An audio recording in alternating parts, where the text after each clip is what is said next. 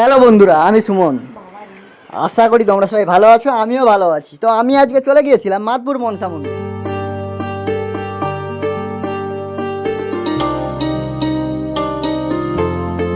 তো মাদপুর মনসা মন্দিরে গিয়ে দেখলাম প্রত্যেক দিনের মতো আজকেও ভিড়।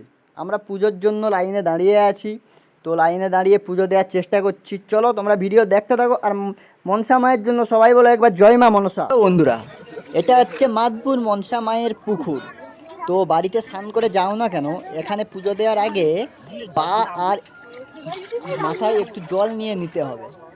তো এখানে পুকুরে নামলাম, আমরাও মাথায় জল নিয়ে নিলাম পুজো দিতে যাওয়ার আগে। আমরা একটা পুজোর সামগ্রীর দোকানে পুজোর জিনিস কেনাকাটা করে নিলাম। তো কিছু প্রসাদ, কিছু কিছু ফুল পূজার সামগ্রী কিনে নেওয়ার পর এখানে পূজার সামগ্রী অবশ্যই পেয়ে যাবে, বাড়ি থেকে আনতে হবে।